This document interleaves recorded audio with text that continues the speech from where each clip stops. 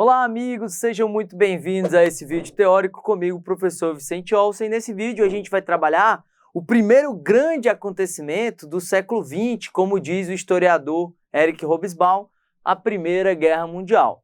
O conflito que vai envolver vários países do mundo, afetando, claro, principalmente a Europa, mas também influenciando outras regiões ao redor do planeta, por isso que ficou conhecido como a Guerra Mundial, a Primeira Guerra Mundial. Claro que no momento em que eles estavam vivendo esse episódio, eles não chamavam de Primeira, eles chamavam de a Grande Guerra ou de Guerra Mundial, pois eles não iam aí prever que aconteceria em 1939 a Segunda Guerra Mundial. A primeira, no entanto, ela se desenrola de 1914 a 1918 e está fortemente relacionada aos eventos que ocorrem não só na Europa, mas no mundo todo no século anterior, no século XIX. Os principais antecedentes, então, vão ser as disputas imperialistas e neocolonialistas, essas potências industriais europeias disputando mercados exclusivos. Nós vamos ter também os vários nacionalismos que afloram ao longo do século XIX. Os nacionalismos vão contribuir para a unificação tardia da Itália e da Alemanha, mas também vão contribuir, no caso, os nacionalismos vão contribuir para o desenvolvimento de rivalidades. Destaque para o pan-germanismo, que é aquela ideia, então, de união dos povos germânicos, principalmente uma aproximação entre a Alemanha recém-unificada e a Áustria e outros territórios cuja população germânica habitava. E nós vamos também ter o pan-eslavismo. O pan-eslavismo ele ganha destaque porque não é só a defesa da união dos povos eslavos, mas também a defesa da independência de territórios eslavos, pois muitos desses territórios, principalmente na Península Balcânica, como é o caso da Sérvia, da Bósnia, entre outros territórios, sofriam uma dominação, uma subordinação em relação ao Império Austro-Húngaro, que acabava exercendo seu imperialismo nessa região. A Rússia, então, ela vai se destacar como sendo a grande nação eslava, defendendo aí a autonomia e a independência desses territórios. E claro, como eu falei, isso vai reavivar rivalidades entre os países europeus. Como eu já falei, a Rússia e a Áustria tinham essa rivalidade em relação aos países eslavos. A Inglaterra tinha uma rivalidade principalmente econômica e industrial com relação à Alemanha, que passou por um rápido processo de industrialização entre 1870 até 1900, e nós vamos ter o famoso revanchismo francês, que é uma rivalidade específica. A França queria dar o troco, queria ter aí a revanche em relação à Alemanha desde a Guerra Franco-Prussiana, na qual a França perdeu territórios ricos em minérios de ferro para os alemães. Se destaca ainda nesse período, ainda se tratando de certa forma dos antecedentes, a chamada paz armada. Como o nome já diz, é um período de paz, ou seja, de ausência de conflitos na Europa entre 1871 e 1914, mas marcado pelo constante armamentismo, pela produção bélica, pela inovação da indústria bélica, pois a gente está vivendo aqui ainda a segunda fase da Revolução Industrial. Os países estão investindo capitais nessas tecnologias e muitas dessas tecnologias são tecnologias militares, canhões, metralhadoras, fuzis, os tanques de guerra, os submarinos e as aeronaves que vão ser típicos desse período. É um período de paz, mas de constante armamentismo, marcado inclusive pelo recrutamento militar forçado e pelo treinamento desses exércitos. Ou seja, não tem guerra, mas os países estão se preparando para uma possível guerra. Diante dessas rivalidades, diante dessas disputas nacionalistas e diante dessa corrida armamentista típica desse período, nós vamos ter a formação de alianças, inclusive de alianças militares. O intuito era enfraquecer o inimigo, isolar o inimigo e, ao mesmo tempo, se fortalecer, afinal, estaríamos aí promovendo uma aliança. Destaque para a Tríplice Aliança, formada por Alemanha, pelo Império Austro-Húngaro e pela Itália. E, do outro lado, nós vamos ter a Tríplice Entente, formada por França, Inglaterra e Rússia. Claro que as rivalidades em comum vão acabar aproximando ou distanciando, nesse caso, esses países. O estopim vai ser um episódio específico que ficou muito famoso. o assassinato do príncipe herdeiro do Império Austro-Húngaro, Francisco Ferdinando, Franz Ferdinand, na Bósnia, na capital da Bósnia, Sarajevo. Era um território dominado pelo Império Austro-Húngaro.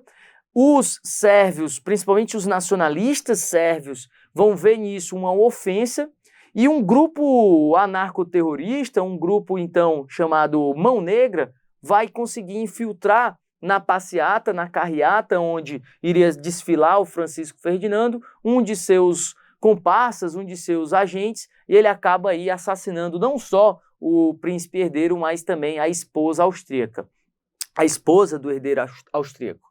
E aí acarreta num chamado efeito dominó, pois o Império Austro-Húngaro vai acusar a Sérvia de saber do assassinato e não ter feito nada. Declara-se guerra à Sérvia, uma das principais aliadas da Rússia no contexto do pan-eslavismo.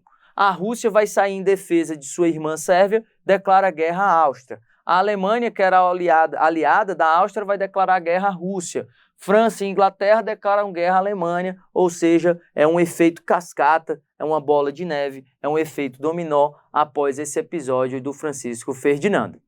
Diante disso, então, nós vamos ter, com a eclosão da guerra, uma série de etapas. As etapas elas variam de historiador para historiador, mas em geral a gente divide ela em três. A chamada Guerra de Movimento, marcada pela mobilização das tropas nos primeiros meses da guerra, ou seja, ainda em 1914.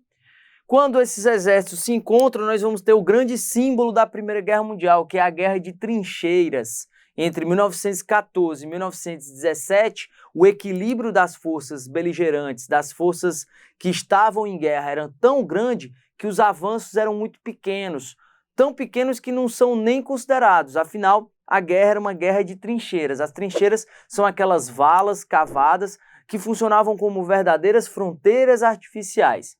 Ela era marcada pelas péssimas condições dos soldados nessas trincheiras, que estavam vulneráveis não só ao tiro do fogo inimigo, mas também à fome, doenças, bem como, claro, o constante bombardeio e o medo de morrer. É nesse momento, então, que a guerra atinge o ápice de sua violência. E toda aquela visão de uma Europa civilizada, progressista e industrializada cai por terra, vai por água abaixo, pois o horror da guerra expõe aquilo que a humanidade é capaz. Em 1915, nós vamos ter uma mudança na Tríplice Aliança. A Itália, por divergências principalmente com o Império Alemão, vai sair da Tríplice Aliança e muda de lado, passa para o lado da Tríplice Entente.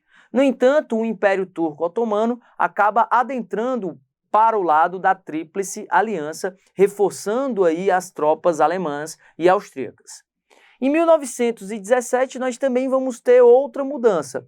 Eclode a Revolução Russa, principalmente por conta da piora do quadro social e econômico na Rússia, e a Rússia então sai da guerra, sai da Tríplice Entente, e nós vamos ter a entrada dos Estados Unidos, com o peso principalmente de sua economia, de sua indústria. É aí que nós vamos ter a última etapa da guerra, a chamada Guerra de Desfecho, que eclode, que acarreta aí, que ocorre entre 1917 e 1918. O peso da indústria americana vai contribuir bastante para a vitória da Tríplice Entente, e é esse o desfecho então. O Império Austríaco, Alemão e Turco são derrotados e a Tríplice Entente vence. Mas quais são as principais consequências da Primeira Guerra Mundial? Bom, sem sombra de dúvida, os mais de 9 milhões de mortos. É a guerra que até esse presente momento tinha matado mais gente na história da humanidade. Só vai ser ultrapassada pela Segunda Guerra Mundial, onde nós vamos ter aí mais de 45 milhões de mortos. Isso fora a quantidade de pessoas feridas, mutiladas, os famosos soldados sem face da Primeira Guerra Mundial, uma série de soldados que tinham ferimentos no rosto, que acabou desfigurando aí a pessoa, que contribuiu de certa forma para o avanço da medicina plástica. Nós vamos ter a difusão da gripe espanhola. A gripe espanhola se espalha não só por conta do quadro de destruição da guerra, mas também por conta do retorno dos soldados para os seus países de origem, que acaba aí contribuindo para a difusão, para a dispersão do vírus da gripe espanhola, uma gripe que matou mais de 20 milhões de pessoas ao redor do mundo, uma das maiores epidemias que a humanidade já viveu.